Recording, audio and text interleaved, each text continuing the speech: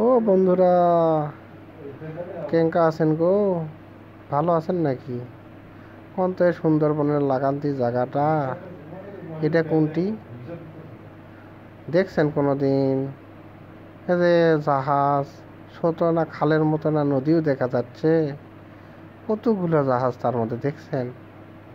ওই যে দেখেন, এই জাহাজের থেকে আবার ওরে পিঁপড়ের লাইন দেখছেন না?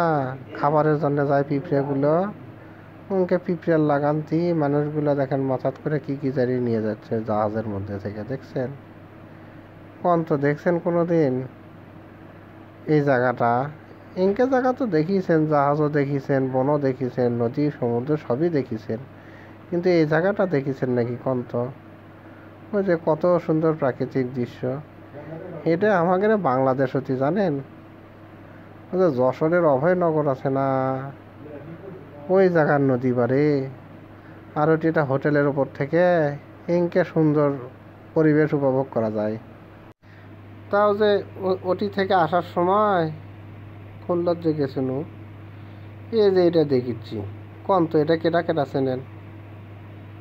যারা যারা চেনেন এটা কমেন্টে কইন, তারপরে আপনাকে অনুভূতিও জানায়েন।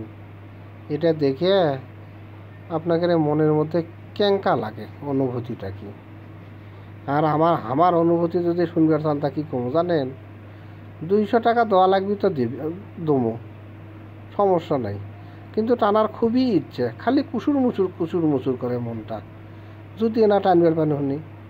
তাহলে মানুষজন যে খালি বকাবকি দিবি যে কিসের জন্য থামালো চ্যাংরাটা, কি জন্যে টানলো, নানান কথা কবি, গালি দিবি, সেই জন্যেই খালি টানি না।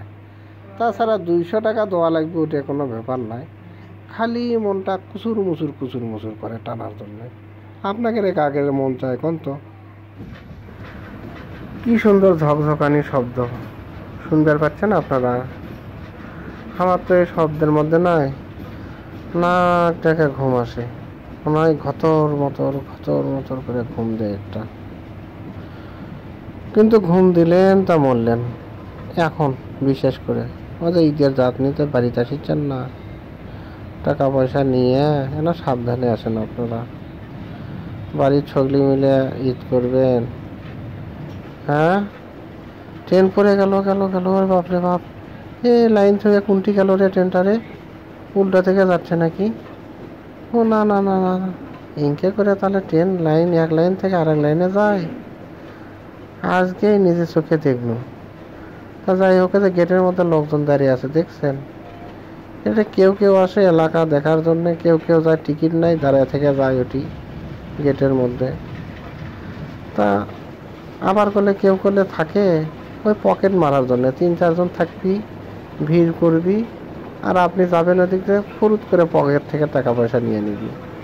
সাবধানে আসেন ভাই, আপনারা সবাই সাবধানে আসেন। আপনারা ভালো থাকলে আপনার পরিবার ভালো থাকবে, ভালোভাবে আসলে আপনারা কটা টাকা নিয়ে বাড়িতে আসতে পাবেন, সবলিরই জিনিসপত্র কিনে দিয়ে পাবেন, গ্রামের গরিব দুঃখী মানুষও 2 টাকা দিয়ে কিছু সাহায্য করবে পাবেন।